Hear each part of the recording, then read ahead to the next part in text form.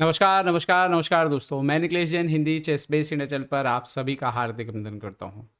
दोस्तों आज मैं आपको अपना ही खुद का एक गेम दिखाने जा रहा हूँ। ये गेम मैंने आज से करीब 14 साल से भी पहले खेला था। मतलब 2010 में मैंने ये गेम खेला था।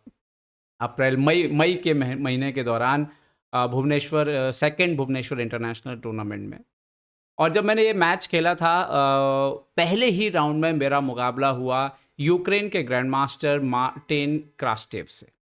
क्रास्टेव उस समय बहुत बड़ी प्रतिभा माने जाते थे और उस समय कॉमनवेल्थ टूर्नामेंट जो इंडिया में हुआ करता था उसमें नॉर्म्स के चांसेस इंक्रीज करने के लिए कि लोगों को ग्रैंड मास्टर नॉर्म्स भी मिलें, उन उन देशों को भी शामिल कर लिया जाता था टूर्नामेंट्स में जो कॉमनवेल्थ के पार्ट नहीं होते थे। तो कॉमनवेल्थ कंट्रीज़ के पार्ट नहीं होते थे।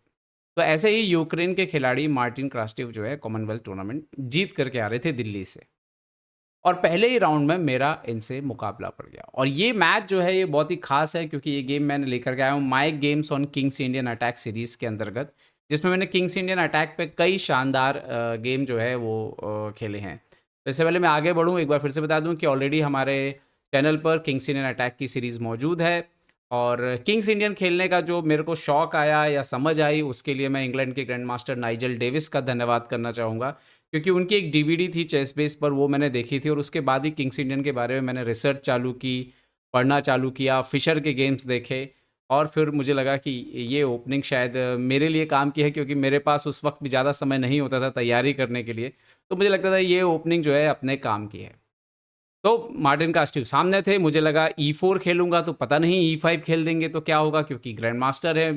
अपनी तैयारी तो उतनी है नहीं, मेरी रेटिंग थी उस समय 2011, कास्टिव की थी मेरे से 530-35 पॉइंट ज़्यादा। तो चलिए मैंने शुरुआत कर दी नाइट F3 से। और ये किंग्स इंडियन की एक खूबसूरती भी है कि आप किंग्स इंडियन ओपनिंग जो है उसमें आप नाइट F3 से भी शुरुआत कर सकते हैं गेम की।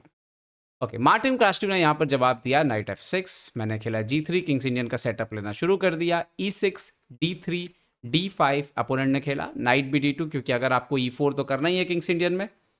तो उन्होंने खेला बिशप E7, मैंने खेला बिशप G2 और उन्होंने कैसल कर लिया और मैंने भी यहाँ पर कैसल कर लिया। तो शुरुआत बड़ी शांतिपूर्ण तरीके से हुई, ना उन्होंने मुझे छेड़ा सेंटर पर, ना ही मैंने उन्हें छेड़ा सेंटर।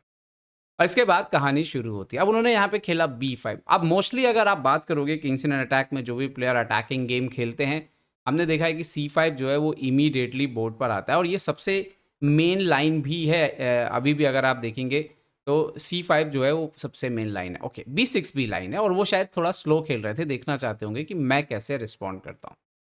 मैंने यहाँ पे खेला E4 और उन्होंने यहाँ पे कंटिन्यू किया बिशप B7 अपना प्लान। और जैसे कि किंग्स इंडियन में हमने कई बार भी डिस्कस किया है कि अगर अपोनेंट ऑलरेडी कैसल कर चुका हो तो E5 आपके लिए सबसे नेचुरल मूव होता है। सेंटर को आप थोड़ा ब्लॉक कर दीजिए ताकि आप किंग साइड जो है वो अटैक कर सकते हैं। तो मैंने यहाँ पर खेला E5 और इस घोड़े को फोर्स किया कि आप अपनी जगह से जो है हटिए।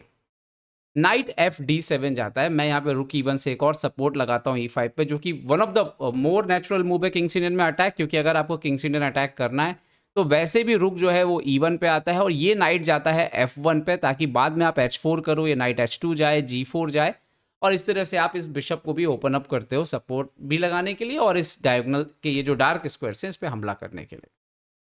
अब मार्टिन कास्टिव ने C5 किया, मैंने किया नाइट F1 अपना प्लान कंटिन्यू और यहाँ पर वो खेलते हैं नाइट C6। मैंने यहाँ पे किया H4, वो बहुत ही इंपॉर्टेंट होता है H4। आप बिशप F4 रखें उससे पहले एक बार H4 कर लेना अच्छा है, क्योंकि नहीं तो कभी कभी जो है आपको G5 का भी सामना करना पड़ जाता है।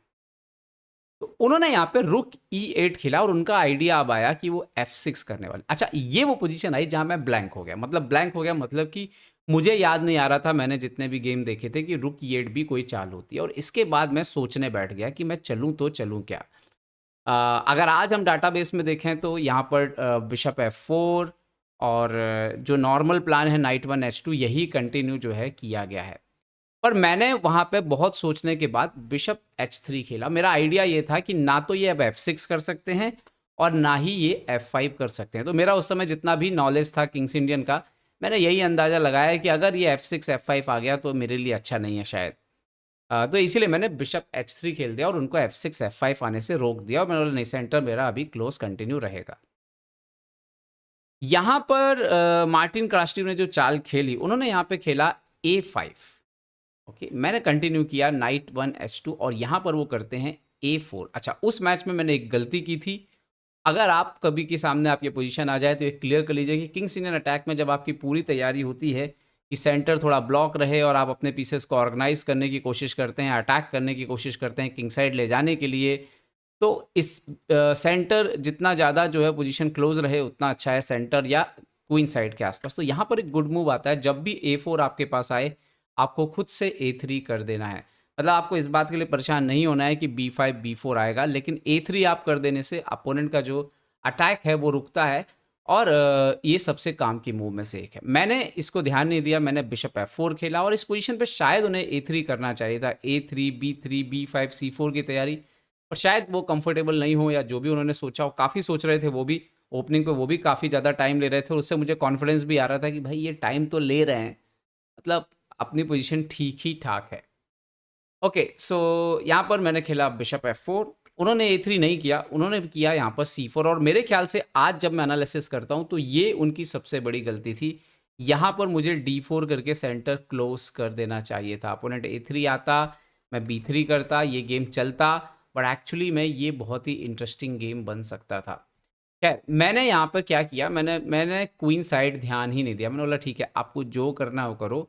मैंने यहाँ पे खेला नाइट G5 और अब मेरी तैयारी थी क्वीन H5। अच्छा, मेरा भी टाइम यहाँ पर अब थोड़ा कम होना शुरू हो गया था क्योंकि मैं भी पूरी ताकत लगा के एक एक चीज़ चेक कर रहा था। सामने एक बड़ा प्लेयर था, मेरी कोशिश थी कि मैं एक वाइट पीसेस से एक अच्छा मैच खेलूँ। नाइट G5 खेला, उन्होंने मारा यहाँ पे C/D3, मैंने मारा C/D3।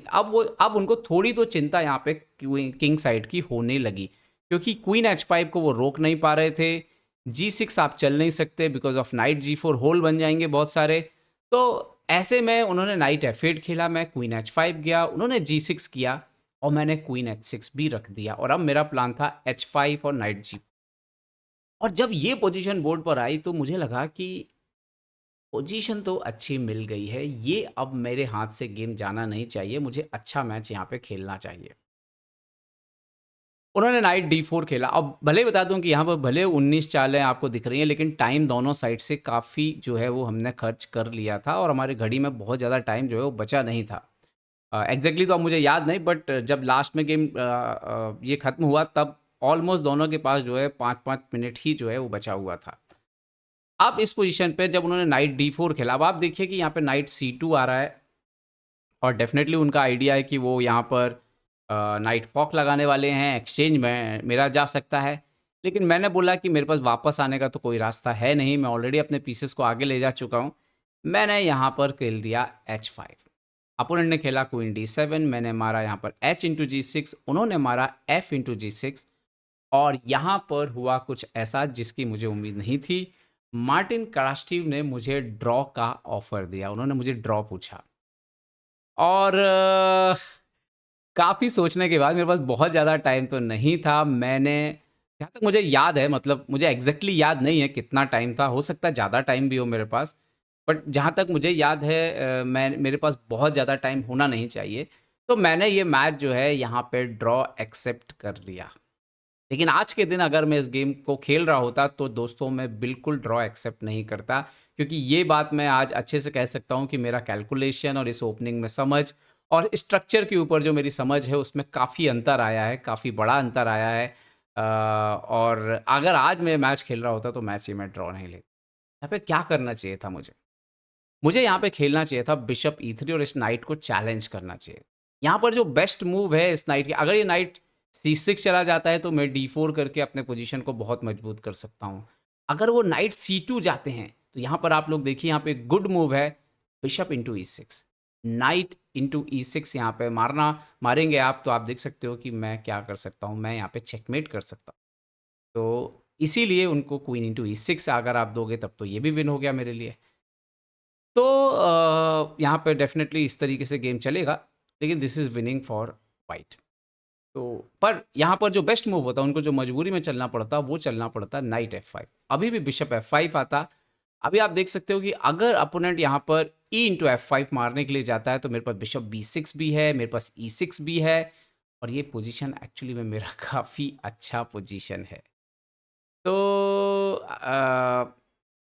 ये हो सकता था, तो बिशप F5 वो खेलते और यहाँ पर अगर वो बिशप G5 मार देते, मान लीजिए, तो यहाँ पर भी मेरे पास गुड मूव था और वो गुड मूव था बिशप इंटू E6 चेक। यहाँ पे नाइट E6 तो बिशप G5 और ये भी मेरे लिए विनिंग पोजीशन है। तो अगर मतलब मेरा कैलकुलेशन और जो मेरी समझ है, जो मेरे अंदर का बर्ताव है, बहुत सारी चीज़ें हैं, अगर आज की स्थिति होती तो डेफ़िनेटली ये मैच ड्रॉ तो नहीं होता। भले ही मैं लड़ झगड़ के हार जाता, लेकिन मैं उस गेम में और फाइट करने वाला था। करता ज़रूर करता उस मैच में और फाइट।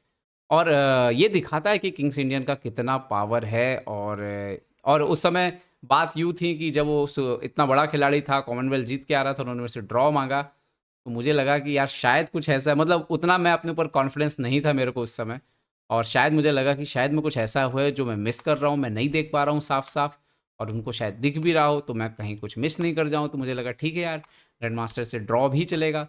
लेकिन आज के दिन मैं अपने सारे स्टूडेंट्स को, मैं हर किसी को यही बोलता हूँ, जो भी मेरे आस-पास लोग हैं, जो मेरे से सीखते हैं या जो मेरे से जुड़े हुए हैं, कोई भी बच्चे मेरे को मिलते हैं, तो मैं यही बोलता हूँ, चाहे सामने कोई भी हो, आपको आखिरी तक फाइट करनी होगी। और ये बात मेरे को मुझे किसी ने ऐसे जो है वो सिखाई नहीं थी, और डेफ़िनेटली मैं चेस में अपना रास्ता खुद खोजने की कोशिश कर रहा था उस समय। तो मैंने ये गलत निर्णय लिया कि मैंने ये ड्रॉ जो है वो एक्सेप्ट कर लिया। ख़ैर एनीवे, इस ड्रॉ के बावजूद भी आज मैं आपको ये मैच दिखा पा रहा हूँ, क्योंकि कम से कम ये मैच आपको ये तो दिखा रहा है कि किंग्स इंडियन अटैक का कितना पावर है। उम्मीद करता हूँ वीडियो आपको पसंद आया होगा। आगे मैं और भी गेम दिखाऊँगा जो मैंने किंग्स इंडियन अटैक में खेले हैं और उसमें मुझे अच्छे परिणाम मिले हैं। इसका मकसद सिर्फ़ ये दिखाना है कि किंग्स इंडियन ओपनिंग जो है उसमें कितना पोटेंशियल है। उम्मीद करता हूँ वीडियो पसंद आया होगा। पसंद है तो लाइक, शेयर और सब्सक्राइब करना ना भूलें। देखते रहिए chess base India. Chess base India के लिए मैं निखिलेश जैन। जय हिंद दोस्तों।